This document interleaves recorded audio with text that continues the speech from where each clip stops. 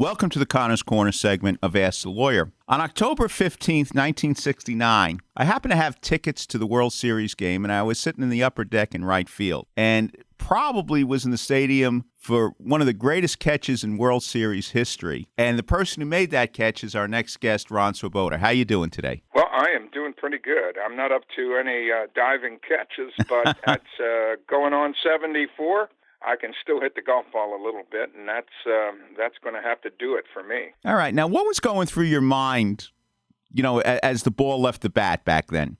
Run like hell and don't stop. And about 98% of the way there, I went, oh, shit, I don't think I'm going to get there. And if you didn't, that game would have been lost. Maybe. I don't think it's a given at this point because the guy on first base who would have given the Orioles the go-ahead run was Boog Powell, and I'm not sure his big butt was going to make it from first to home if the ball got by me. Now, I don't know that. I don't think you can say for sure, but Boog could clog the bases up a little bit, and if he made third base, that might have been all he got. Where was Tommy Agee relative to your position? I don't remember at all. It's funny when you look at the video of it. You never see Tommy Agee in the frame. That ball was sort of, it was a line drive. I don't know if it was slicing towards me. It could have had some slice on it, but it was a line drive that I just got after, and it just seemed like it was a bridge too far. And I just, at that point, I had taken my line, and I stayed with it, ran hard, and laid out, and the damn thing hit me right in the web. And, if you dissect it, go back, replay it, relive it, try to look backwards, all you get is you caught it. And, obviously, if it goes by me, we got a different ball game. It turned into a pretty flashy-looking sacrifice fly because Frank Robinson tagged up from third and tied the ball game, and we got the out, which helped. If you don't get the out, if Robinson scores and Powell makes at least third base, you've got him at third with less than two outs. And a runner on second. An entirely different game and frankly, an entirely different World Series because we're into game 4. We're up 2-1. If we lose that game, we're tied with the Baltimore Orioles, who we've just, given some oxygen, and that's not a bunch of guys you wanted to give any oxygen to. Now, who was pitching at that time? I remember, but some of the Seaver younger was people. The pitcher, and Hodges had gone out. Hodges went out to talk to him, and it's funny because I visited Tom Seaver with Art Shamsky and Jerry Kuzman and Buddy Harrelson earlier this year, and Sham took us out there because he's writing a book about that and sort of band of brothers thing. I'm writing a memoir about just how I fit into all of this and how my circuitous kind of up and down career led to a catch in the World Series that has kept some legs over time. And so we're out there with Seaver. Seaver doesn't remember a few things. He struggles a bit with Lyme disease, and there's some dropout. Sometimes it's short term, sometimes it's long term. You just don't know. He was doing great when we were there, but he does have some bad days, he confesses. But he couldn't remember Hodges coming out there and talking to him. I know in the outfield, I knew one thing. Seaver wasn't coming out. I mean, I didn't think in that situation, Seaver was going to come out of the game.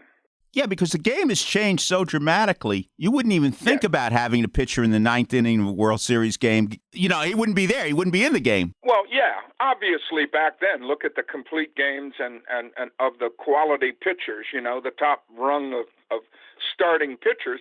They went out there to pitch whatever it took. I mean, good grief, we beat Juan Marichal in it seemed like it was 15 innings he pitched against us in 1969. And, you wouldn't want to be the guy to go out there and try to take him out. And Bob Gibson was the same way. He was out there for the duration, and Seaver was in that ilk, So, if he could complete it, if he was strong enough, who do you have in the bullpen that's a better arm than Tom Seaver? We were blessed with Tug McGraw, the left-hander, and Ron Taylor, the right-hander, but, they weren't better arms than Tom Seaver. Getting back to the beginning of your baseball career, I was in the ballpark, too, on April 14th, 1965, and I think I saw your first home run in extra innings. My first home run was not in extra innings. It was in the seventh inning against the Astros, I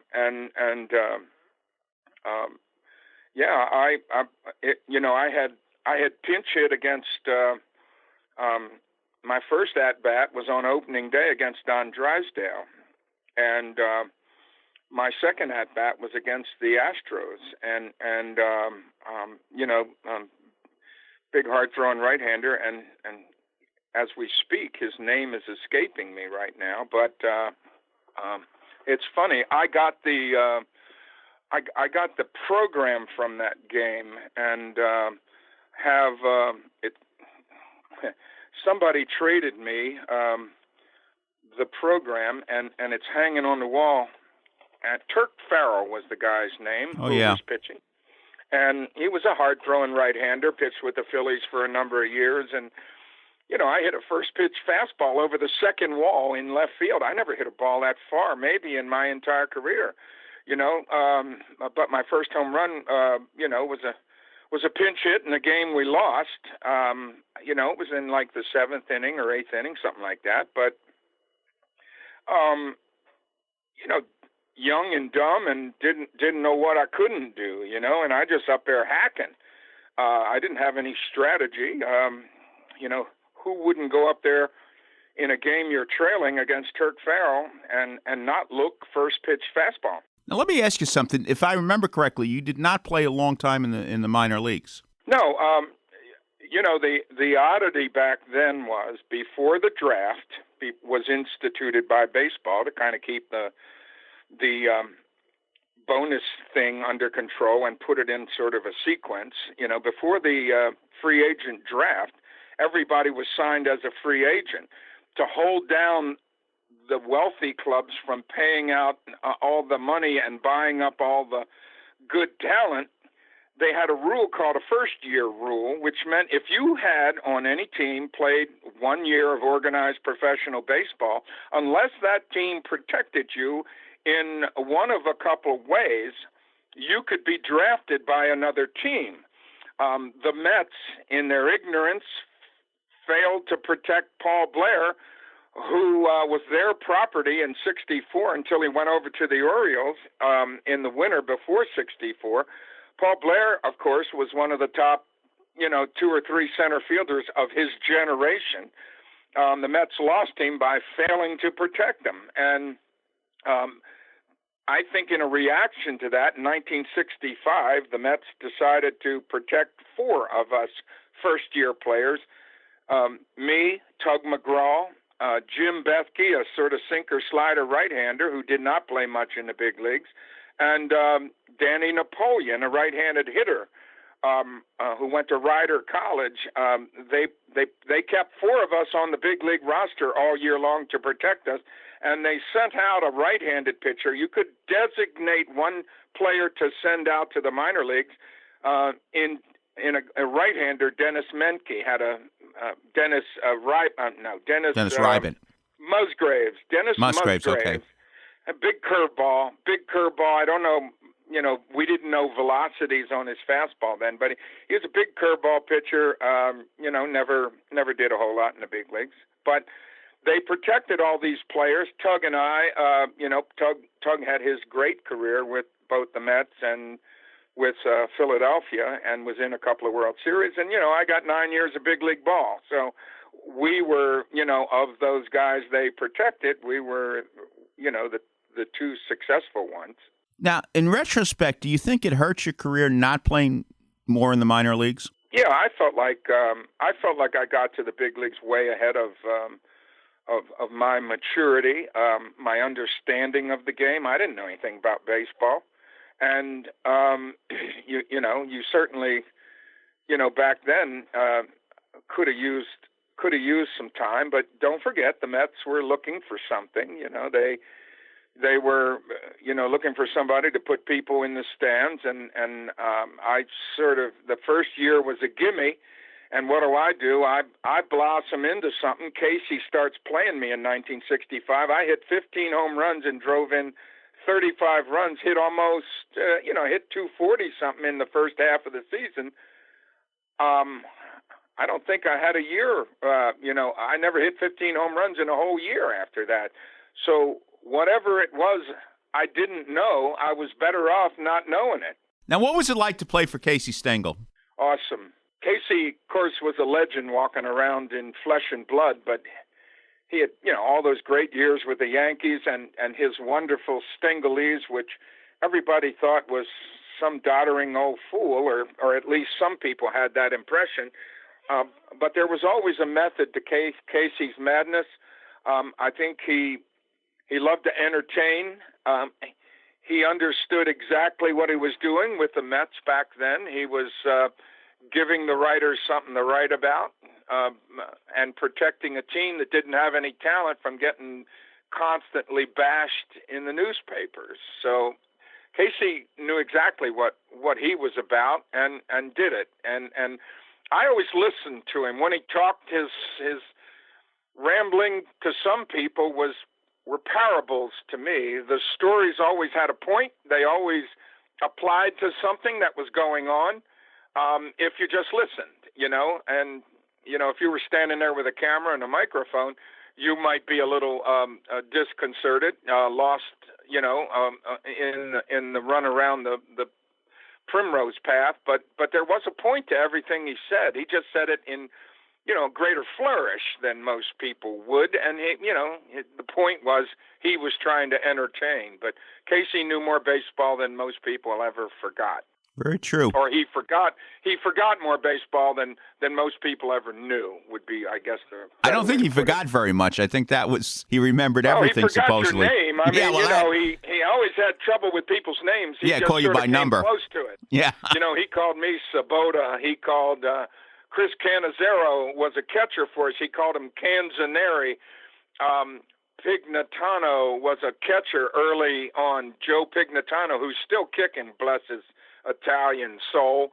He used to live in the neighborhood here. And the only one left from that coaching staff in 1969. But he called him Pignatani, and it was sort of it led into great stories about Casey not knowing people's names, but he knew who you were, and he knew I was Swoboda, whether he called me Ron Swoboda, which he never did. He knew who Swoboda was, and I was happy every time I heard him say my name, except for that first time when he sent me up to bat against Don Drysdale on opening day. I thought I'd have a heart attack.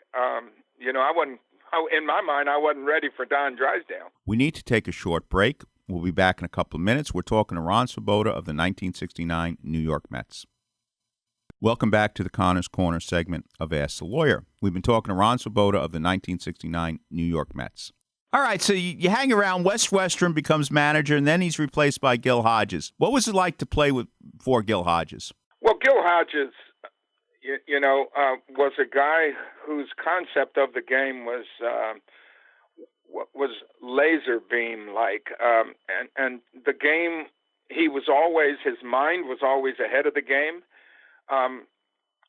He understood what he was trying to do and was not afraid to do it. He made the move that he thought he should make in the game at the time. You may not like it, but it was about doing the best thing for the team that he could do. And I'll tell you what, in 1969, he was, he was almost prophetic in the moves he made, and the times he did them. And, when he would, he didn't spend a lot of time, if you were not playing well, he didn't yell at a lot of people. He wouldn't haul you in there and yell at you. He spoke in soft tones, but you would understand where Gil was what he was thinking by what he did.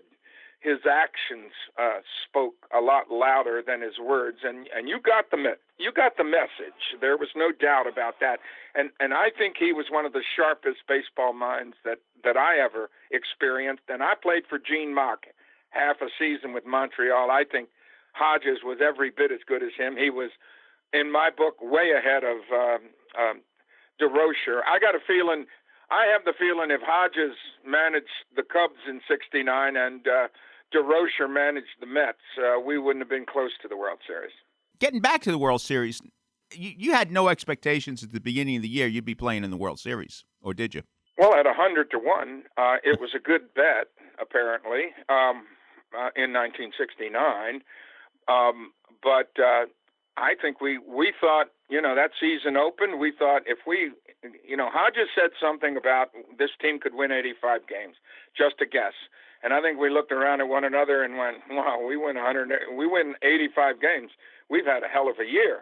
I was thinking this was a team that would take the next step. If we could creep over 500, that would be progress for us, because I had been around since '65 and I lost 100 games a couple of years. So, breaking 500 would have been marvelous. But something happened, you remember, and maybe a lot of people have forgotten, but the Mets got involved with the Braves in a potential trade for Joe Torre, a New York guy, a great hitter. And the Braves wanted to really get into the Mets' young talent. They wanted Amos Otis, they wanted Nolan Ryan, they wanted Koosman. They wanted to get in there where it hurt with your young talent. And the Mets were like, no. We don't know where this is going. We're not giving away our young talent. Well, the thing that changed that whole season in my book was in June of that year, towards the end of June, middle of June, towards the end, we went on an 11-game, completely unpredictable 11-game win streak. It started at Shea in New York against the West Coast teams and continued on the road as we went to the West Coast. We won 11 straight, and it put us in, we had been bubbling around 500, and all of a sudden now you win 11 straight. We're in the hunt, at least numerically, in June. That's when I think the Mets front office got their heads together and said, all right, let's see what we can do, because we've made ourselves relevant here. We need maybe another bat. That's obvious. Where's one out there that's gettable? And they looked right at the Montreal Expos, and they were trying to trade Don Clendenon, whom they had picked up in the draft because they were an expansion team. He came from Pittsburgh, and they wanted Mock wanted to trade him to Houston, where Harry Walker was, an avowed racist that Clendenon wanted no part of and would not accept the deal. And Clendenon was the perfect guy because he was going to law school, working for the Scripto Corporation, the Pens, and in the winter, and he had an option. And his option was, I can retire right now and go to work if you want to try to trade me there. And so they told him to hang loose, and we'll see what we can do. They talked him into playing for Montreal, which he did, and see what happens. Well, what happens was the Mets came around and said, all right, we'll give you Steve Renko, Kevin Collins, and a couple of other guys for Clendenon, and I think it was a huge and good deal for the Mets. We gave up nothing, really, that was going to hurt us in the future. Renko was an excellent pitcher. Kevin Collins was a marginal guy that didn't play much Major League Baseball, and went on to be an NHL referee. How about that? But anyway, we make the deal for Clendenon. He comes in ready to go. We got right-handed Pop to platoon with Kranepool at second. We're platooning at 6 or 7 slots around in position players, and all of a sudden, we've still got that same pitching staff, and I believe that got us going a little bit, and we started rolling a little bit. It wasn't immediate, but we knew we had more potential with Clendenin's bat in the lineup and maybe his personality in the clubhouse, because he was, as I write about it, he was the only clubhouse lawyer I ever knew who was actually studying to become a lawyer and eventually became one. Right. And what does it feel like, and I know you can't describe it, but what does it feel like to be a member of a world champion team? Well, baseball's a game you started, most guys, you don't get to the professional side of the game without playing all those other amateur levels along the way, and all the other things you did as a kid that were related to baseball, hitting rocks into the woods with a broomstick, playing ball with your buddies where you just got together and played ball, playing more organized amateur baseball, and moving up through the levels, playing a little freshman ball at the University of Maryland, playing in the Johnstown tournament and having a good tournament and getting yourself signed by the New York Mets. And then there you are in in professional baseball. And, as we talked about before, you get to the big leagues a lot faster than you thought you would, but here you are. What are you going to do? You're going to go out there and play it to the best of your ability. It all seems a little magic, and it's all moving kind of quickly. And, at 25 years old in 1969, you at least felt like you belonged a little bit in this big league thing, and the dream is still out there. I think as we started rolling along in '69, it was still a reach to even think about a World Series. And remember, that was the first year of the playoffs. There was a National League playoff series instituted that year because they broke up into divisions with the expansion to San Diego and Montreal. So you're getting paid to play this game. That's pretty damn exciting in and of itself. You're on a team with young arms, and suddenly you're getting a little better offensively, and you've played everybody into July and into August. You played everybody, and you're thinking, we can play with all these people. Now we haven't done anything, but you're hunting the Cubs. The Cubs basically established themselves as the team to beat. And we're playing pretty good against them, playing tough baseball against them, and we're getting the better end of the deal against the Cubs, the team you have to beat. But they're still playing good against everybody else, and it's 5-6 games, and going into the end of August, they have a little wobble, and it goes down to 2.5 games, and you're thinking, well, they're human after all, with Billy Williams and Ron Santo and Ferguson Jenkins and Kenny Holtzman and Hands and all those guys. You're thinking, maybe we can get these guys, and then they build it back up and you're like, rats. But the Cubs were wobbling, and at the end of August into early September, they go into a skid right when we're playing as hot as we played all year long. I mean, we kicked it up a notch, and they went into a spiral downward. And that's when we played up even to them at Shea, and then we went on by them. And as we continued to play good and they struggled, and we blew by them and never really looked back. That was, beyond our fantasies. But, here we were. We're rolling, we're rolling. We're into the playoffs. We don't know who. It's going to be Atlanta, San Francisco, Cincinnati. We don't know, but the season rolls out. It turns into Atlanta. Here's a formidable batting lineup with Aaron and Cepeda and, Rico Cardi and, Cleet Boyer and some pretty damn good hitters. Philippe Allou's on that ball club. And so we basically go in there, and our left-handed platoon rakes them. We go into Atlanta, win two blowouts. There was a little back and forth, but the bottom line was we blew them out. And then we come back to Shea Stadium with a chance to put them away, and we put them away. and Hodges is making just incredible playoff decisions that never hesitated. And you go into the World Series, and what is it in the World Series but my hometown team, the Baltimore Orioles, and Brooks Robinson, a guy I idolized as a kid in Baltimore, worked out with the Baltimore Orioles. I was in the clubhouse with them. I had worn a Baltimore Orioles uniform as an amateur, as a kid, because I played for an area scout of the Orioles, but they had signed a guy and spent a lot of money, and maybe they didn't think they needed me, and I never heard anything from the Orioles. It was the Mets that walked in the front door and offered me $35,000 to play baseball.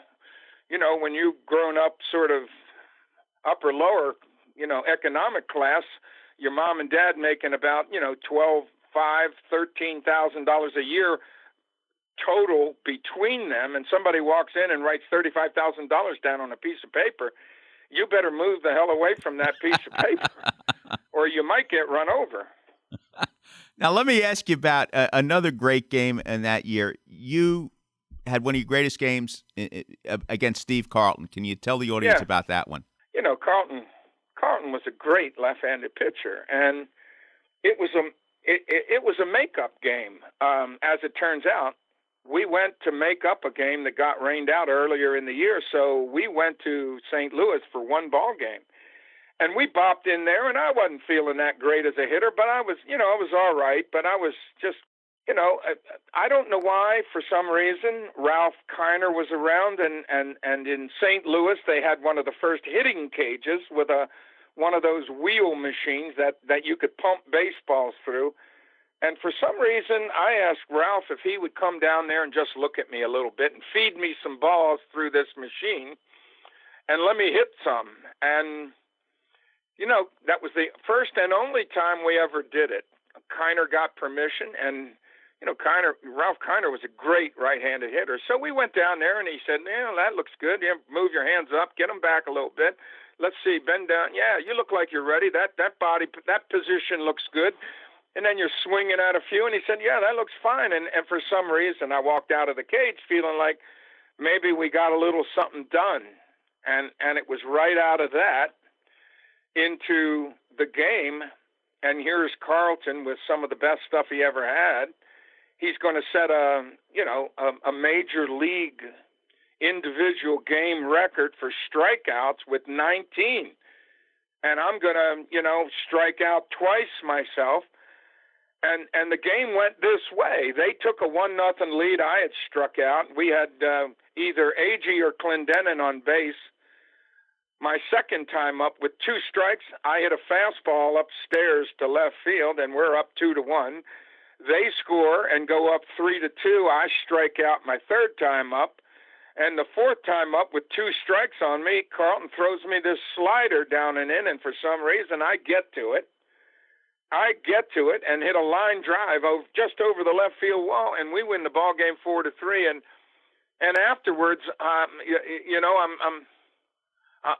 Harry Carey is the play-by-play guy for the Cardinals, and he has me in there to do a post game with him. And I walk in the room, and there's Steve Carlton sitting there, and I went, well, this is uncomfortable. And Carlton looks like a guy who just found out that somebody ran over his dog with the car. And I'm trying to figure out what's this all about. And what happened? I'm sorry. I did the interview. We won the ball game, and we moved on. What are you doing today? Right now, I'm walking forward to open the front door because a man is coming to my house. Okay. I'm actually I'm a color guy for the AAA baseball team. That's what I do. In the summer for the AAA Baby Cakes. We're the AAA team of the Miami Marlins. So I stayed a little close to the current professional game, doing these games here in New Orleans, and it's a sheer joy. It has never been 5 seconds of work, and I try to do it well. I try to understand the game and what's going on now, and I feel like I can bring a little perspective to it, and it is an endless joy. How long have you been in New Orleans now? I got here in 1981 as a TV sports guy. I did 20 years of local TV sports, which started in New York at WCBS with Jim Jensen and some wonderful reporters. J.J. Gonzalez, Chris Borgen, John Tesh was there. Dave Marish was my real good friend. He was a co-anchor guy on the late news there, but Dave Marish, one of the best reporters I ever got to know, and still a good friend of mine. And I understand you're interested in, what is it, jazz down there in New Orleans? Well, I mean, look, if you live in New Orleans, back when I got here, the late sets, Dave Marish really lorded me around New York when I was working for WCBS, and we went to, the Village Vanguard and the Blue Note and other places, other venues, and he introduced me to jazz players and the music itself, and we'd discuss it afterwards, and it just sort of stuck. So when I came to New Orleans, which really is more of a rhythm and blues town, but you can find good jazz music here, and a lot of the guys that play jazz music play rhythm and blues also, because if you're a musician down here, you need to play all the music and do all the gigs you can, and so I one of the beauties when I got here in '81 in New Orleans is the late set at a 3 or 4 jazz places that I went to. The late set was 11 o'clock. So I could do the 10 o'clock news a half an hour, bust out of there, and get to wherever I needed to go in New Orleans, because this is like a 20, 25-minute, half-hour town. You can get anywhere you want in a half an hour, and I would go listen to that late set. And because I was a sports guy on television, the players were, they were sports fans, and I would hang out with them, and they'd want to know about the New Orleans Saints and and what's going on with LSU, and I'd want to know what am I seeing here with this set, that what was going on, what do I need to know, we traded a little information, and as a result I became a better jazz fan and knew a little something about it, and it was not like global jazz, like I had to listen to everybody that ever played any jazz, but I have a few favorites and got to know Branford Marsalis, and one of the more interesting people I've ever met in the music business, who will tell you what's up. Okay. So, any plans on retiring? Well, you want to retire? If I retire, I will retain strong hobbies and things that fire me up, because I think that's what you have to do. It's my dad just passed away at the end of April, bless his soul, at 96. God bless you. He was out of gas at 96, and we threw a birthday party for him, and after the birthday party, he stopped taking his medicine, and I think he had decided that he was going to let nature take its course, and it did. He went quietly in his sleep, with dignity, all the dignity he deserved as a, World War II guy, that, waist gunner in a B-29, and he deserved that dignity. He managed it. But I think I'm going to try to stay active and try to, better live the time I get. It's not about how long, it's the quality of life you can have. And my wife and I are lucky enough to be together. We've been married, this year will be 53 years, and we have one another, and I'm with the best friend I've ever had, and you can't do better than that, I don't think. No, you can't. Ron Swoboda, thank you for us old New York Met fans for the memories that you gave us, especially in 1969. Well, hang in there. Better days are coming. We're all fans, so. And I care. And that, sometimes caring can be a curse. But but you have to hang in there and hang with them. Things will change. Well, thank you for the memories. Thank you for talking to You're us today. welcome. Take care.